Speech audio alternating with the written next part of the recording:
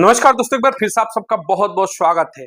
आप तमाम दर्शकों ने कहीं ना कहीं बाहुबली फिल्म देखी होगी। उसमें किस तरीके से कटप्पा का जिक्र आता है। जी हाँ, माहिष्मती साम्राज्य का सबसे बड़ा गुलाम यानी गुलामों के शहंशाह कटप्पा को दिखाया गया कि किस तरीके से अपने साम्राज्य के अंदर महाराज के गुणगान करना और उनके आदेशों का पालन करना ही कटप्पा का धर्म था।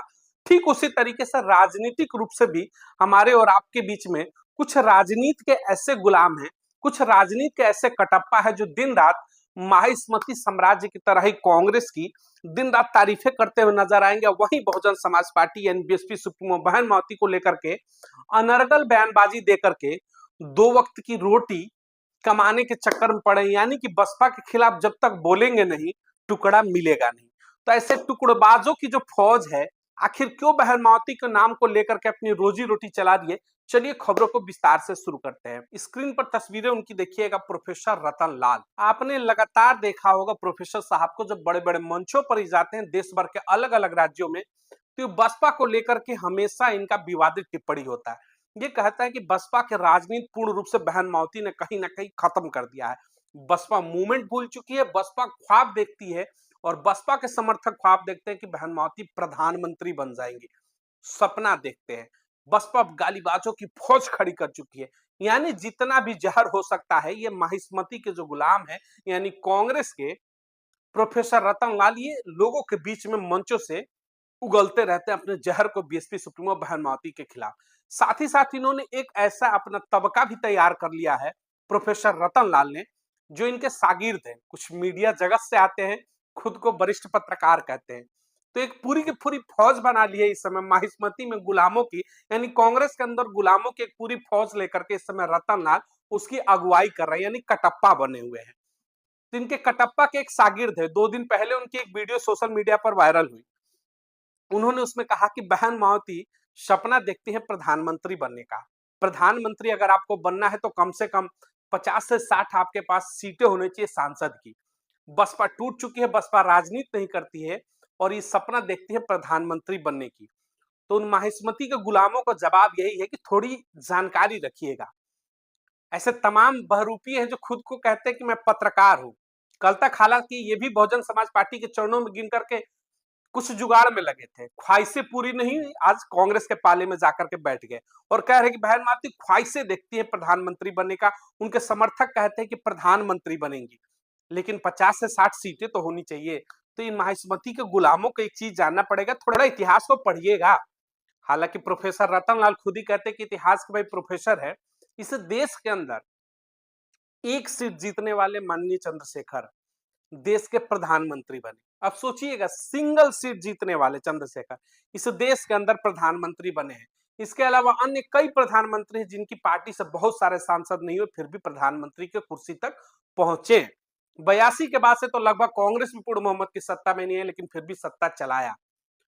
तो ये बातें कहने कि आपके पास 60 से 70 सीटें होंगी तभी आप चर्चा कर सकते हैं कि आप प्रधानमंत्री बन सकते हैं। इनके मानसिक दिवालियापन का ये पहचान है। ये मानसिक रूप से इतने असंतुलित हो चुके हैं कि इनको पता ही नहीं चलता कि बसपा का नाम लेकर के बदनाम करने के लिए कुछ भी बोल देते हैं। माइक पकड़ेंगे और सामने बोलना शुरू, और ज्ञाता बनना है इनको तो बसपा के खिलाफ बोलो, बहन मावती के खिलाफ बोल करके खुद को समझते कि बहुत बड़े प्रोफेसर और बहुत बड़े पत्रकार हो गए। कहते हैं कि 60-70 सीटें होनी चाहिए तब जाकर के आप ख्वाब देख सकती है। ख्वाब नहीं देखते हैं। यहाँ पर सच्चाई की बुनियाद रखी गई है। 40 सालों का लंबा संघर्ष, इस देश के अंदर एक मजबूत सशक्त आवाज दी गई है बहुजन समाज पार्टी। ये ख्वाब नहीं देखते हैं। इसी 2019 लोकसभा चुनाव में 10 सीटें जीत करके उससे पहले 22 से 25 सीटें भी जीत करके दिखा चुकी है। तो इस देश के अंदर एक सीट जीतने वाले व्यक्ति भी प्रधानमंत्री बना है, इस देश का इतिहास गवाह है। तो इतिहास के जानकार और उनके चेले चपाटे थोड़ा ध्यान दीजिए। बसपा का नाम लेकर के अपनी जो राजनीतिक रोटी की दुकान सेक रहे हैं, हम समझ सकते हैं आपकी मजबूरियों को। आप माहिष्मती के वो गुलाम हैं कि अगर अपने महाराज के आप गुणगान नहीं करेंगे, कांग्रेस का गुणगान और बहन मावती का आप विरोध नहीं करेंगे, तो राजनीतिक रोटी जो आपकी है वो कहीं ना कहीं बंद हो जाएगी। जिस राहुल गांधी के ऊपर आप इतना इतराते हैं और कांग्रेस के ऊपर, शायद उस दरवाजे तक पहुंचने में भी आपको जन्मों लग जाएंगे अगर बहन मावती का आप नाम लेकर के विरोध नहीं करेंगे। ये कुछ चेहरे ऐसे हमारे बीच में हैं जो पत्रकारिता जगत से भी आते हैं, लेकिन हर बार बहन मावती का नाम लेकर के वो बदनाम करते हैं ताकि उनकी दुकान चलती रहे। चलाओ, तुम्हारी दुकान चलनी चाहिए, लेकिन कम से कम जब तथ्यात्मक बातें करो, इतिहास भरी बातें करो, इतिहास के बारे में बात करो, तो इतिहास जानना भी जरूरी है। लेकिन यहाँ पर तो बहन मावती का विरोध करना है, किसी भी हाल में विरोध करना है, तो इसलिए कुछ भी बोलेंगे, कुछ भी कहेंगे। अगर बहन मावती इतनी दिक्कत ही है, बहन मावती को लगता है आप लोगों की कि वो राजनीति नहीं कर पा रही है, बसपा की राजनीति को उन्होंने शून्य कर दिया है, तो फिर आप चर्चा क्यों करते हैं? फिर बहन मावती की आप चर्चा करते ही क्यों हैं?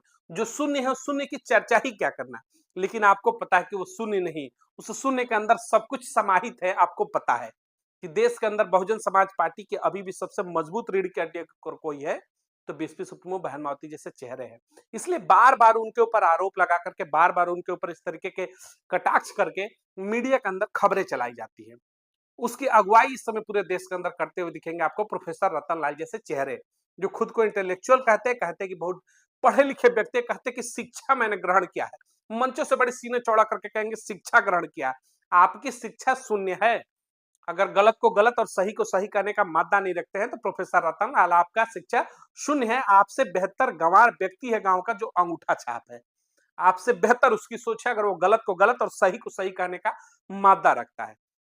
लेकिन आप विश्वविद्यालयों में प्रोफेसर है, दिल्ली से जैसे जगहों पर, लेकिन आपका मानसिक संतुलन जो है विलुप्त हो चुका है। आप बिल्कुल शून्य है, क्योंकि जिस कांग्रेस को लेकर के आप मंचों से इस समय बड़ी बड़ी बातें करते हैं, सवाल पूछिएगा कि 65 साल की निरंकुश सत्ता के अंदर इस समाज को कितनी भागीदारी मिल गई। और जिस जातिगत जनगणना को लेकर के आज आजकल आप लोग मंचों पर माहौल बना रहे, तो पूछिए कि सत्ता रहने के दौरान क्यों नहीं जातिगत जनगणना हुई।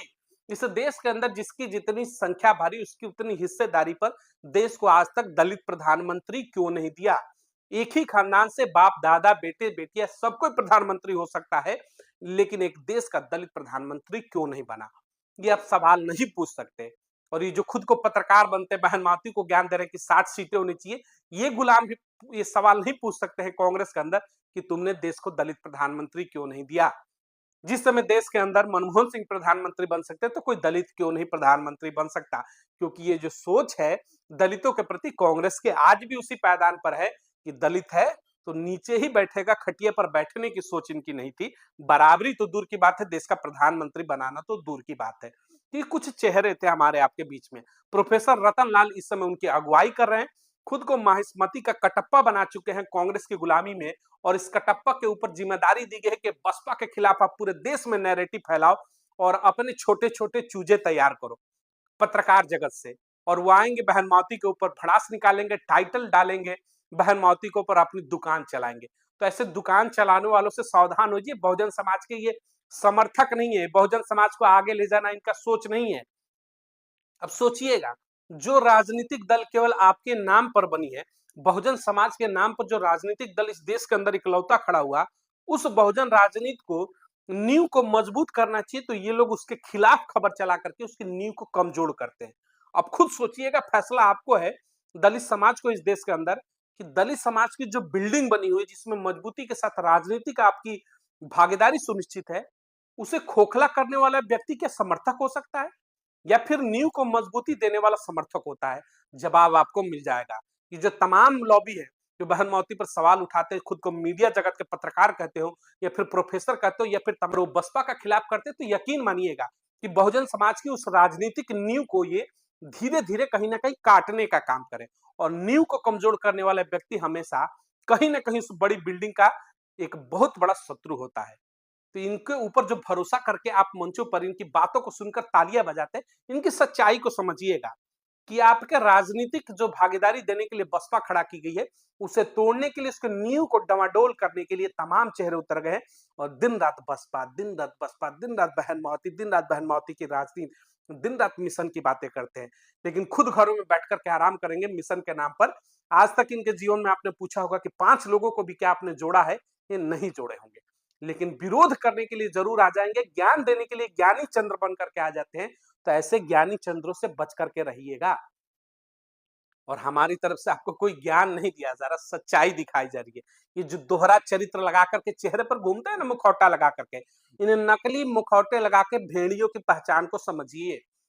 इस मासूम चेहरे के पीछे ये भेड़ियों की शक्ल लेकर के खड़े हैं, कि कब गुलाम बना दे, समाज को कब ले जाकर के तौल करके रख दे कांग्रेस के पैरों में और कह दे कि देखो आपके गुलाम ने तो अपना हक अदा कर दिया, देखो महिष्मति के सम्राट राहुल गांधी, देखो आपके कटप्पा ने अपना हक अदा कर दिया।